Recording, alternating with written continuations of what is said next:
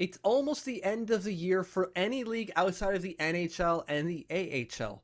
So let's focus on players in the Islanders system who are playing outside of the NHL and the AHL and see when they can and if they will come to North America this year.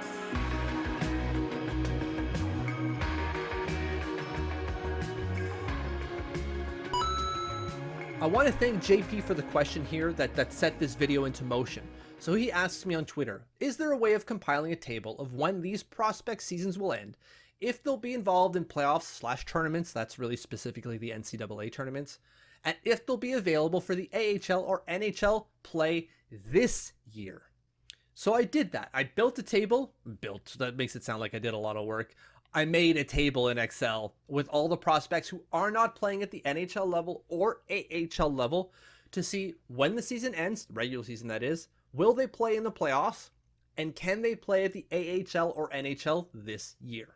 So you'll see the table here is long, but it's not that long because it's missing a number of names, right? Guys like Skarik, Budzik, Holmstrom, Salo aren't there because, well, they're already here at the NHL and AHL level, so who cares? They're already here. We're interested about the guys who aren't here who could come here. So let's start and look at these guys individually. We'll go alphabetical order. First one, Aatu Raty. That's, I'm sure, what all of you were really concerned about first and foremost. His season ends March 22nd. Will he be in the playoffs? Yes. Will he or is he eligible to play at the AHL and NHL level this year? Yes. Now, will he? I don't think so. So again, the season ends for Aatu Raty on March 22nd. The season ends for the Bridgeport Islanders on April 23rd. Let me just make sure I got that date right. It does. That's the final regular season games for the Bridgeport Islanders. And I'm not assuming they're making the playoffs, although they still could technically. For the New York Islanders, that is, the season ends April 29th, so a little bit further there. Will they make the playoff? No. Still mathematically possible, but not happening. So can Aatu Raty come over? Technically, yes. Will he? Probably not. Jukurit is going to make a run in the playoffs. They're one of the top teams in the Finnish Liga right now. Can they win it all and go all the way until May? Possible, although I'm not going to put any money down on it. That means that he's probably not going to play at the AHL or NHL level. Could he though? Yes, he's got a contract, so he can do both. Like, he could play at the NHL level right now. If they called him up, they could put him in right now. There's no question about that. It's not going to be like the Ilya Sorokin thing, right? Remember a couple of years ago when they signed Ilya Sorokin? It came after the trade deadline, so there was a whole kerfuffle with the NHL. That will not be the situation with Aatu Raty if the Islanders do bring him in to play at the NHL level. But again, I don't think that's going to happen this year. I really don't think that's in the cards, just because I think Jukurit goes far. If they don't go far, and let's say they get, I don't know, surprised in the first round and eliminated, yeah, maybe they do. Maybe they bring him over lickety-split, because again, he's got a contract, and why the hell not? Next is Alexei Malinin. His season is done March 16th. Could extend up until March 22nd if he's called up to the senior squad to play for Yip's senior squad at the legal level. He's currently playing at the U20 level, sorry. Can he make the playoffs? Not really. Yip isn't in a playoff position, so that's not going to happen. Can he come over to North America and play for the AHL Islanders or the NHL Islanders? NHL, definitely not. That's not happening. For the AHL, technically, yes, he could, but I don't think they will. There's no reason to bring this kid over. Again, he's playing at the U20 level and not necessarily dominating, so give him the time. This is a 6th round pick last year, so there is no rush for the Islanders to bring him over. Then we've got Alex Jeffries playing for Merrimack. The season is already done. They're already at the tournament phase of the season. So is he in the tournament? Yes, he is. Can he go far? I don't think Merrimack will go very far. So can he play at the AHL level this year? Yes, he could. Will he though? I don't think so. He's had a good second half of the year, not a great first half of the year. And he's only in year 2 of his college hockey career. I don't think the Islanders are in any rush to bring him in. They'll let him play his junior level out or junior season out and then maybe bring him in.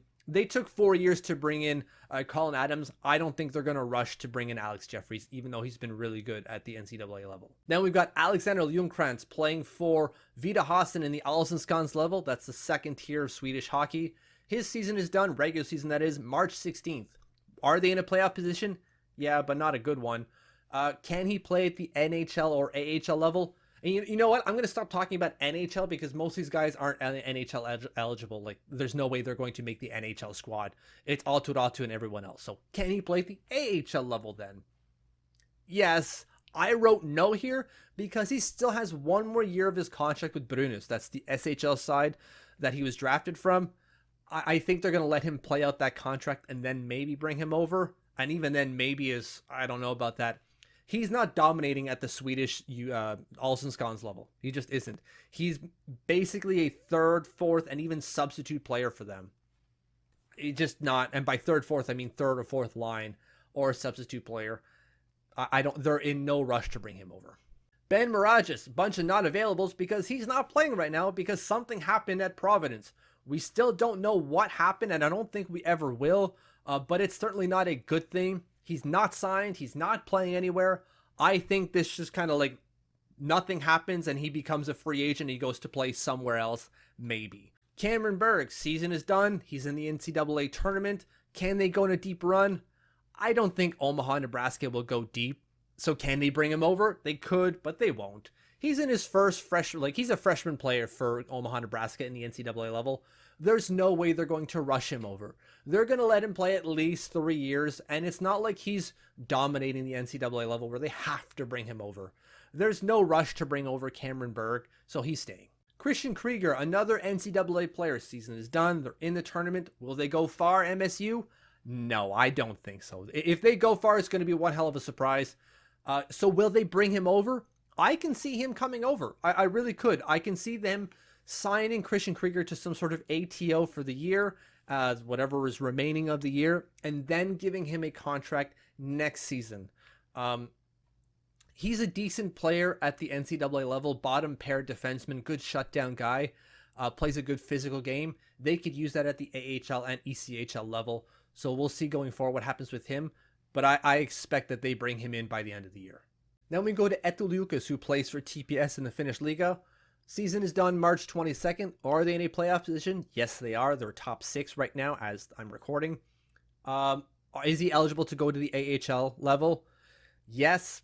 I don't think it's going to happen. While he's got a contract through the end of the year, he's going to be in the playoffs. It's not going to go very far, I don't think, for TPS. But they're not in a rush, they being the Islanders, to bring this guy in right away. I think they like him. I certainly do. I really like him, and I think he could maybe work his way into an NHL job at one point. But they're not in any rush. I think he signs one more year with TPS, and after that, he comes over to the AHL, or at least to North America, to start his North American hockey career. Henrik Tikkanen, the big goalie drafted out of Finland, is currently playing in Sweden at the second tier for the Allsvenskans. He's with Modo. Season is over March 16th. Are they in a playoff position? Yes, they are. Will they go deep? I think Modo could. They're a strong defensive team with good goaltending. So that could... He could be there for a little while. Are they going to bring him over to the AHL level? I'm not so sure. He's not necessarily dominating. He's not even the number one goalie for his team. I could see them, though, still maybe bringing him over and seeing, like, well, let's see what you got, kid. Like, he's 20. He'll be 22 next year, so might as well see what the big guy has. And by big, I mean, like, massive. He's 6'8". But we'll see going forward. I wouldn't be shocked if they don't sign him this year. They've got time. So might as well give him a little bit more time to grow into that frame of his. Then we've got Jacob Pavanka playing for Notre Dame at the NCAA level. Season is done. They're in the tournament. Notre Dame could go deep enough, but I don't think they're going to do any damage in there. So can they bring him in? They have to, or they just let him go, right? I believe it's August 15th they have to sign this kid to an NHL contract, or they relinquish his rights. He becomes a UFA. And while he doesn't put up a lot of points, and I can see them just kind of be like, we're good, he is a dominant face-off man. Absolutely lights out, like 65% on average, and he takes a lot of draws. So I could see them saying, like, you've got a skill set that we need. We can work out the rest. So I think if Notre Dame is out of the playoffs before April 23rd, just like Christian Krieger, I can see them sign Jacob Pavanka to an ATO to the end of the year, and then maybe we'll see going forward. Logan Cockrell, kind of the same situation as Jacob Pavanka, except he's putting up points. He's also a captain. He wears the C for BU. Will they go deep? BU has really turned it on recently, and I think they can go deep enough. I don't think they're going to win anything crazy. Like, I don't think they'll win the Frozen Four, although maybe. Um, but they're going to bring him in.